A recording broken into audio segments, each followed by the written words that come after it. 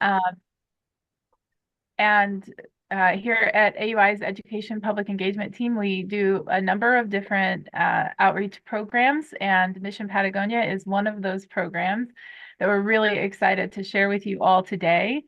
A quick sort of housekeeping note, if you have questions as we're presenting, please pop those in the Q&A section. You should see that on the bottom of your screen.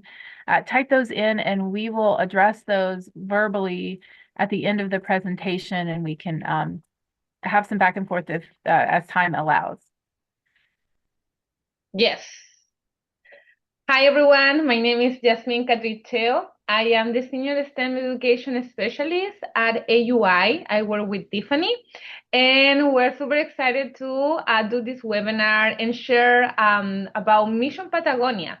Hopefully, you find this webinar informative. I know that we have a website, but the website does not always share what is the real the characteristics of the program. So hopefully, this will be informative for you in order to make decisions, and hopefully you can join us in the next expedition. Okay, so this is the picture that you see on the screen is a picture of the Reserve Melimoyu. Melimoyu is the location where Mission Patagonia takes place. It's just a very wonderful location. Let me move this. Yes.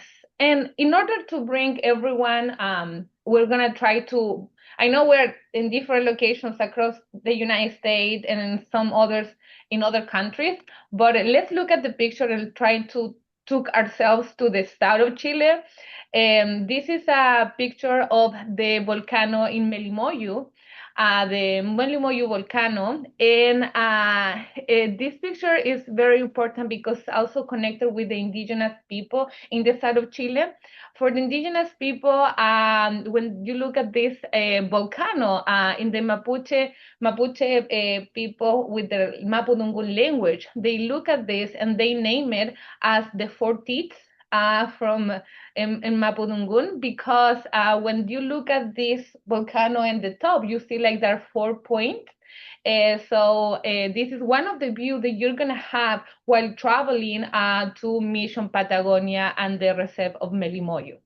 And indigenous people they are there, so you will learn about their cosmovision of the Patagonia itself. So that's why we wanted to share this picture with you. It's just so beautiful to see it in real, in person. Um, so what is the Reserva Elemental Melimoyo? As you can see here, Melimoyu is located in the northern Patagonia. Patagonia, it goes all across, it's in the south of Chile, but not only Chile, it's connected with through the Andes Mountains with Argentina. So the Patagonia is very long, and Melimoyo is located in the north side of the Patagonia. You see that there is in the 44 degrees on the south, next to the Gulf of Corcovado. And this is two pictures that shows the area where the location. And this here on the top, the picture on the top is the house of where you will be staying. Tiffany will show more beautiful pictures later as we present. Uh, yeah, let me go next. So, as you know, Chile is a long country, thin and long country, and and because of that characteristic, it has different type of ecosystems, climate. If you are in the north, we know that in the north of Chile it's very dry. We have the best, the hugest telescopes and astronomy facilities there to do observation in the night sky. And as you move from the north to the south, the environment it changed. And when you go to the south, then it will get more green, more humid, and the biodiversity of the location is just changed very, very drastically. For this project on Mission Patagonia, we're working, and AUI is working in collaboration with the Reservas Elemental. Reservas Elemental is a program from the Filantropía Cortés Solari in Chile, and they have other locations or other reserves across the country. And here you can see the 3 locations they have: Reserva Elemental Puriverter, which is in the north of Chile. They have Reserva Elemental Licanandes, which is more in the central Chile, next to close to Santiago, which is the capital of Chile. And then at the south, there is the Reserva Elemental Melimoyu in the north of the Patagonia. And that's where we will be, and there is where we are. Mission Patagonia takes place in this reserve, and the third one. Now, Chile is well known as one of the world's most unique laboratories. As you just saw in the map, Chile has a long Andes mountains that divide the country with others. It has long ocean, so it has just it's a laboratory where you can do so much science, so much research. You could do research on ocean sciences, astronomy. You can do research in volcanoes, earth sciences. So it's a very rich country when it comes to different type of science and research. And the North Patagonia, where is the Melimoyu Reserve, is being a focus, a work about conservation and how we can do effective conservation. And the idea of Mission Patagonia is that for the participants coming to the south of Chile, staying at the Reserve Molimoyu, they learn about how the conservation is done in the south of Chile. And we say there is a territory for multidimensional conservation because of the whole rich characteristics they have in the ocean, in the mountains, and the land itself. So when you are part of this expedition, we take you to this reserve, and we want you to engage with and connect and learn with all your senses. We want you to feel emotions when you're walking through the trails and you are seeing those pristine landscape. We want your body to feel the wind, to feel the temperature, the humidity of the place, your mind to be learning, and your spirit as well. So the idea of the program and how the program is put together, it wants you to be immersed in this place, in this pristine location with all your senses. And hopefully we can make that happen because the most connected that you are with the environment, I think you take more out of it. It will enrich you not only as a professional, but also in your personal setting. And something else that is also important for that we wanted to share through this webinar, and that you will live that as experience at the expedition, is that we as humans, we are, as you can see in the picture here, we have the humans like at the top of this picture. But we as a human, through the expedition and Mission Patagonia, we don't think that we are the most important elements in the whole world. We think that we live in harmony with others, and every single form of life is relevant, it is important. So through this framework, we invite you to come and be part of Mission Patagonia, taking in consideration that we are not the most important element of life. We live in concordance and balance with all the other forms of life that exist. Yeah, and this now is a picture of what you will see when after you take your flight from Santiago and to the south of Chile, and you arrive in Castro and Chiloé. This is a picture of the palafitos, which is how the houses are built in the area, because there is a lot of lakes, and we live in concordance with the environment. So the houses are built in a way that we respect the nature, we respect the lives that are here. So instead of changing the landscape, we build houses to live in balance with the environment.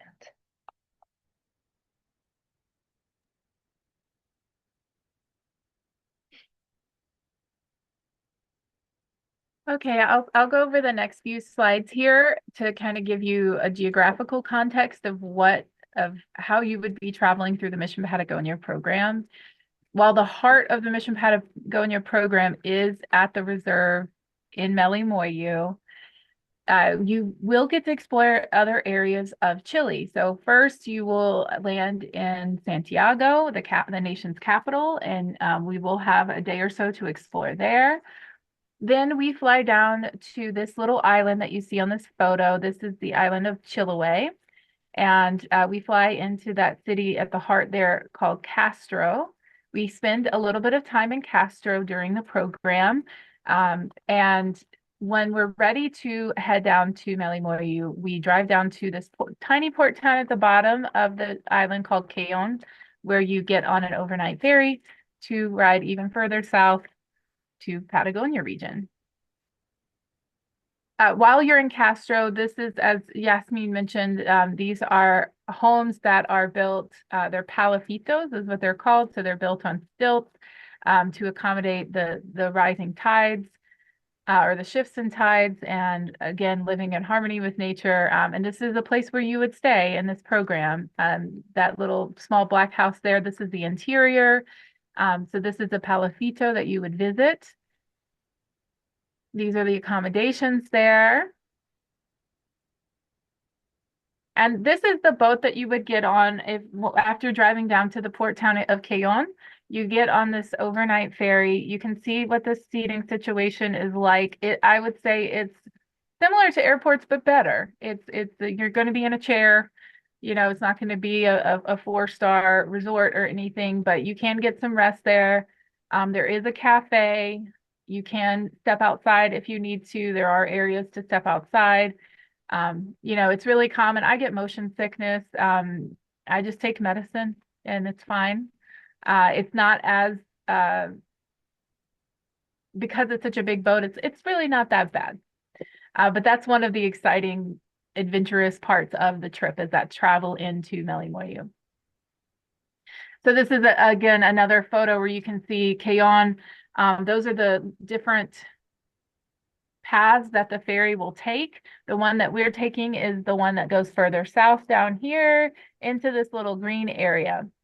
And we'll zoom into that area so you can see what it looks like. So the boulder dotted line there, that's the path of the large ferry, and that's where you would land in the port. And then the smaller dotted line is a smaller boat that you will get on. It's only maybe a 15-minute boat ride. And that is what will take you to the reserve. So the green area you see here is the Reserva Elemental Melimoyu, and this is a nature preserve. So we'll take a closer look at some of those dotted lines. This is an overview of what that area looks like. You can see that it's primarily untouched. This is a very, very remote region, one of the most remote regions on the planet.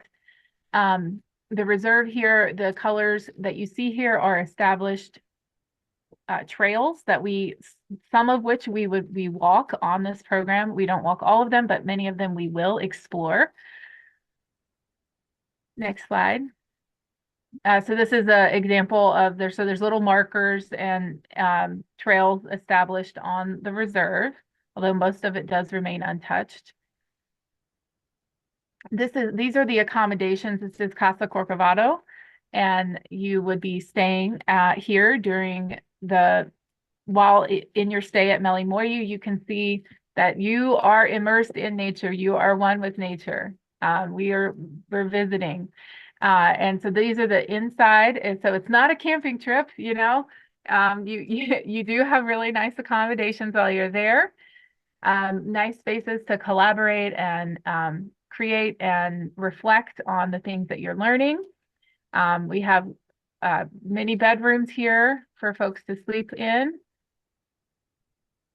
And then beautiful night skies as well on the clear nights. You know, it is a rainforest and there are, so we have to accommodate nature. Our schedule, which Yasmin is about to go into, does flex and is basically weather comes first, weather is in charge, she is in charge, and we accommodate. So we built in flexibility into the program to be able to do all the adventurous things we want to do and accommodate the weather. So Yasmin, you can take it from here. Thank you. And thank you, Tiffany. Everyone saw that where the Melimoyo Reserve is located. And of course, there is not a lot of, we will be very isolated. We will be immersed in the Northern Patagonia and just ourselves. And because of that and the characteristics of the programs, it is important that we take in consideration safety. And there are some of safety communications that we want to share with all of you. First of all, as I said, we don't have a hospital or a clinic that is near to us. After we took a boat ride from Quillon in Castro, I think the boat is about 10 hours. It's an overnight ride. I think it's 10, 11 hours that you take the boat. So we're far from the cities. And it is important that you take care of yourself, and it is important that you think in advance, based of you know yourself better. If you are allergic to something, bring medicine with you. If you know that you had some type of condition, it's important for you to first maybe evaluate with your doctor and talk about what you are thinking to apply for this program, and you will be in this location. This is what the facility looks like, and this is what you will have while you are there. But make sure that you understand the safety protocols, and you take care of yourself. We do have the team in Melimoyo is a team of professionals. They always bring people to Melimoyo. So, and they have some they have emergency protocols in place for the expedition. When you arrive there, one of the first presentations, it will be about safety around the Melimoyo, around the reserve. Our team will provide with you with some explanations about where we are located, where we have some medical things if there's needed for an emergency. As you can see, they have some equipment for different things. During the whole history of the program of Mission Patagonia, we have never been through any type of emergency at all, but you never know. So that's why it's important. The first, you understand what are the characteristics of the program. Secondly, you know yourself, and if you have any type of condition, you should talk with your doctor, and then understand if you are allergic or you have conditions, you bring what you need in order to be safe and to have a great experience in Melimoyo. Safety is first, and so please, we take this seriously. As you saw, there are some hikes and some trails that we will be doing during the 10 days expedition. And all the activities that we have for you, some of them is walking. We will be walking in the Northern Patagonia itself, so it can get a little bit intensive because there are long walks, and you need to. It's not like there is a specific path super clear. Sometimes you gotta go a little bit up and use your hands to pull your body up in order to reach the next trail. Then you also see that there is boat ride. There is not only one boat ride. The longest one is the boat that goes from Quillon to Melimoyo itself, the 10, 11 hours overnight boat ride. But then during the program, we have other boat rides. We go to the Pacific Ocean to do whale observation. So you will be in a smaller boat during the other days, going into the Pacific Ocean, looking at the whales, looking at penguins, dolphins. So there is a lot of movement. And so that's why it is important that you take in consideration the characteristics of the program. Again, you know yourself. If you think it will be best to talk with your doctor, please do. And then make sure that, you take in consideration these safety precautions in order to plan for your travels. Tiffany.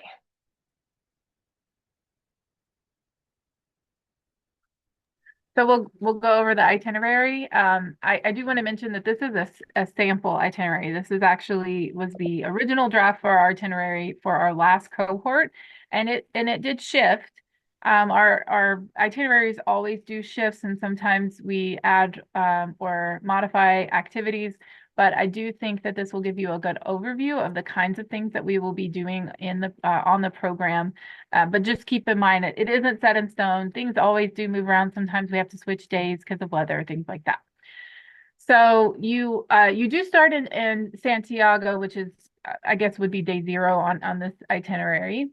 And we typically keep it pretty informal. There's a dinner, there's some optional activities that we provide for to explore and kind of let you know what there is to see in Santiago. Then we get up typically pretty early. We depart to the airport to fly to Chiloé. We will stay at that Palafito that you saw overnight, and then we drive to Cayon and get on the ferry and go overnight. We'll see.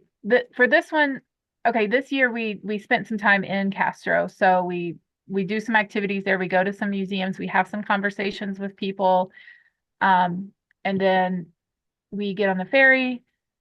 We arrive, and there's meal times and basically activities that we do during the day. Oftentimes we'll do a hike. Sometimes it's 2 short hikes with activities in between. Sometimes it's a longer hike with an activity at the end. But we always we have meal times. Meals are taken care of, and we always have reflection time towards the end of the day.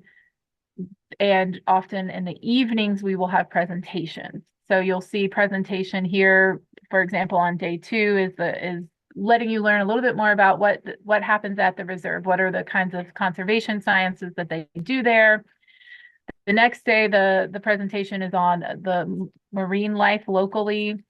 There's a day like here on day 4 where we explore terrestrial wildlife. So you get to learn about the life on the trails. You go on a trail that's slow and deliberate and getting you to observe and connect and learn from nature.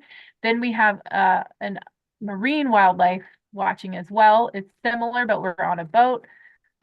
This is an area, the bay, it's on a bay, which has warmer waters, which means more food for whales. So it's a feeding area for lots of life, including many species of whale. Can't guarantee that you're going to see whale, obviously, but it is pretty likely that you would see a whale on this expedition. And lots of other marine life that you will definitely see, things like sea lions and penguins and lots of really amazing birds and just amazing wildlife. So it's a really exciting day. Again, sometimes that moves around depending on weather.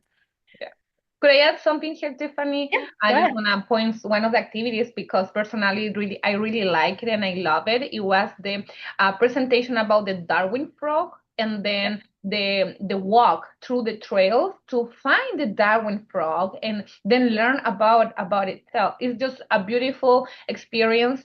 I do want to say that all the presentations are done by professionals. These are professionals that have formal education, and they do research in this place, and they do research in Chile within the universities in Chile, and also some other international research that's happening with different collaborations across the globe. I remember when I was there was a research happening between Chile and the UK about the Darwin frog, and Yeah. the researcher itself, he was connecting virtually from UK, and he did the presentation about what they were doing regarding the Darwin frog, and this international collaboration between Chile and the UK. And it was just amazing to see that. And you will also have the opportunity to go to these trails, learn from professionals about the research they're currently doing about the life there of this species and some others on conservation. So I think it's just beautiful. So yeah, I want to call that out. So.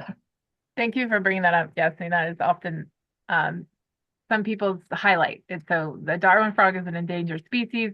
It is a fascinating species.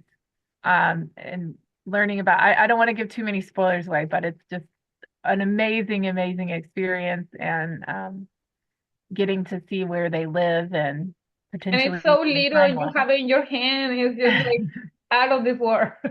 Yeah, it's an incredible experience. And it's incredible that what the reserve does to protect that species that's very, very threatened at the moment, um, which you learn all about on the program. Okay, so then moving through this example, we we have meals, you have breakfast, lunch, and dinner. You have outdoor activities. We actually do, there is a laboratory, so you get to visit that at one point, and we do microinvertebrates where we learn the importance of macroinvertebrates and to the ecosystem, and you get to study them and do some science there.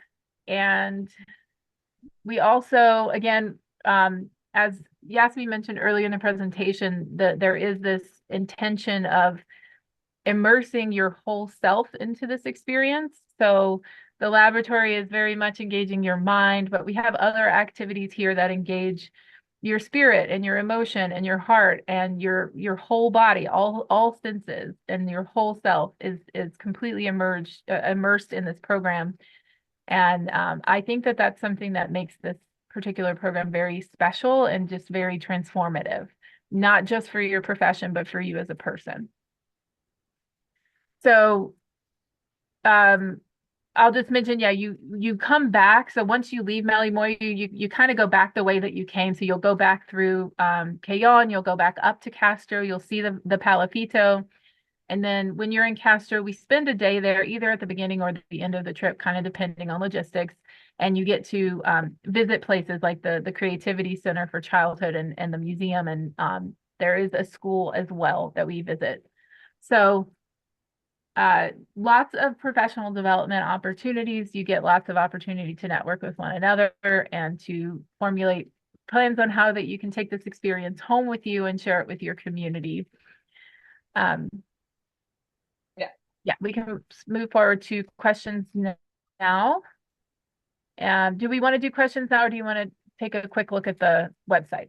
I think I'm gonna go to the website before we go to the questions. So if people just can give me 1 minute here, and I'm gonna try to find the website because the PowerPoint, let me get out of the PowerPoint and close this and Okay. yeah, Well, you got it. can you see it? Yes, looks Okay. great. So we wanted to share the website with you all as well. I know maybe this webinar, if you have questions after the webinar and if you have questions after the questions that we hope to answer in just a few minutes, you can always come to the website. And the website, you have the main page where we talk about the general big picture about of Mission Patagonia, what are our goals, and then you also have some other resources like videos that have been produced to share about Mission Patagonia and the activities. If you go to this tab here on the top, about, again, you will see more information about the different type of activities that we do during the 10 days expedition. So there is more to learn here. And then you will find the leadership team, who are the people who are involved directly with the program. You will meet more of them during the expedition. This is the people that will be with you, will be presenting about the different work they do and the research and etc.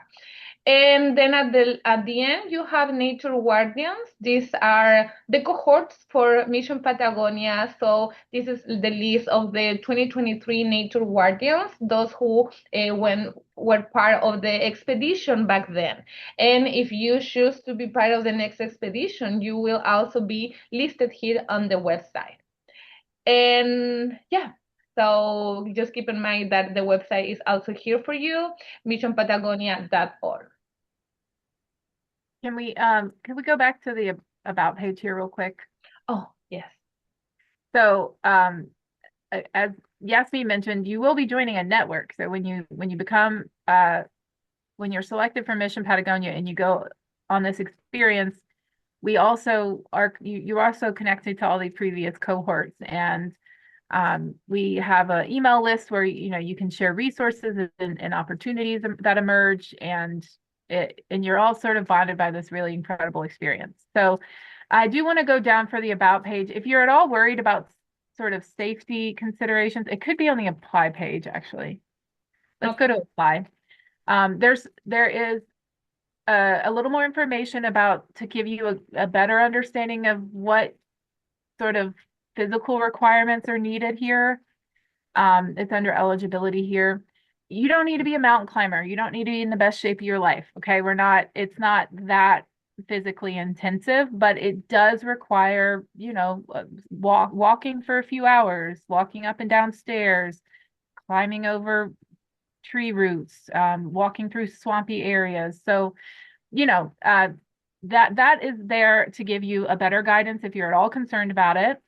And also there's an FAQ on this page as well further down if there's some questions there that maybe could clear things up for you. This is where you'll go to apply. So at the very top, there's a big apply button. The application is pretty simple. And right now the application window is open. It will close May 1st. And if you have any questions, of course, you can always reach out to Yasmin and I. I hope that most of the questions are on the website, but maybe the more specific ones, please reach out to us. We are happy to answer any questions you might have. Yes. Speaking of questions, I see one in the chat right now. If you guys have others, please feel free to add those. Our one question here, Yasmin, is if I'm accepted this year but not able to receive funding in time, can I get accepted for the following year or transfer my acceptance? Funding cycles don't always line up with the trip dates. Yeah, well, regarding that question, this program is a program that we're hoping to continue in the future. But if you get accepted, we can definitely save your spot for next year, I think. But as the program gets evaluated year by year, we don't know for sure, 100% sure that next year is going to happen and when it's going to happen. Based on the presentation, you saw that weather is what it's based on the weather is when we decide when it's best for us to do the expedition. And so that is very critical for us. It's hard for us to say today this expedition is going to happen in 2 more years and it's going to be on these specific dates. Sometimes we have the capacity to identify the expedition dates only 6 months in advance or 7 months in advance, but it's not possible for us to, because of the weather condition, to say with years in advance when this is going to happen. Tiffany? And that does continue to be a tricky part of the program, because for summer in the Northern Hemisphere in the US and anyone in the Northern Hemisphere, summer months are June, July, August. Well, that's the rainy months in the winter rainy months in Patagonia, Northern Patagonia and the Melimoyu area. So it's just not accessible. It's not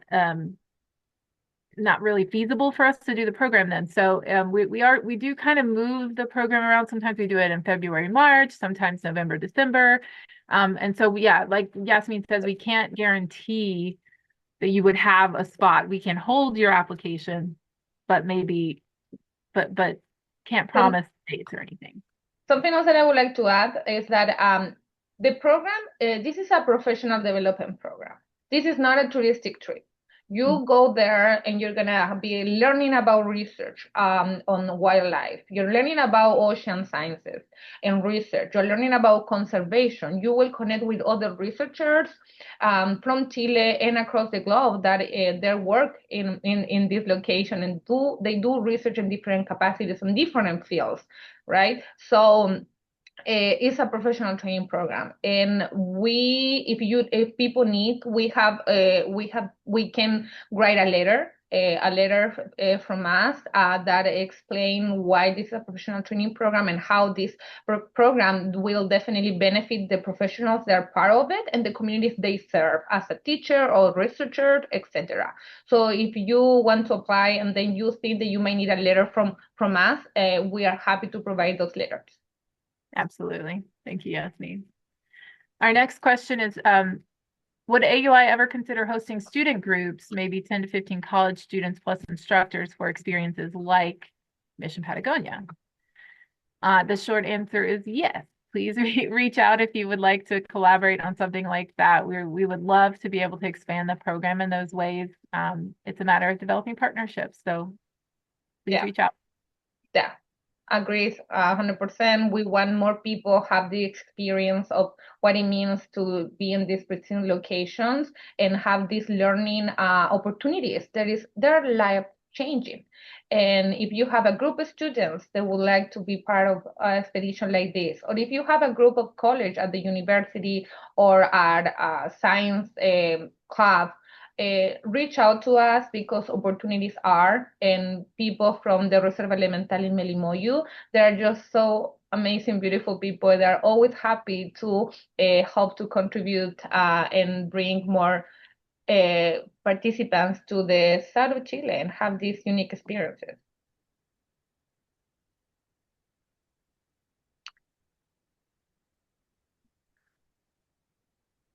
Any other questions? I'm not seeing any. I can go over a couple that I know that are common, so there is a cost to the program that's detailed in the application. Like Yasmin said, I would say a half, maybe a little more of our participants do receive institutional funding because this is a professional development opportunity. We really focus on that in the network building, and it does extend beyond the original expedition. So if you need any support in your application or processes to complete to get that institutional buy-in, we're happy to support that because we do realize that can be a barrier for many people.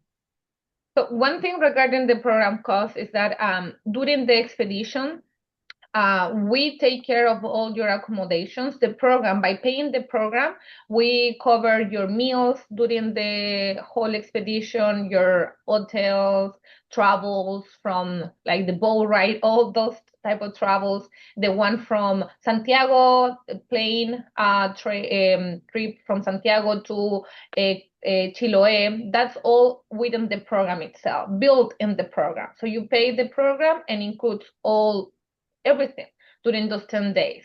But you need to, if you are out of Chile, you need to get your own ticket to get to Santiago. And once you are in Santiago and we have the day one of the expedition, you don't need to worry about expenses because it's covered by the program.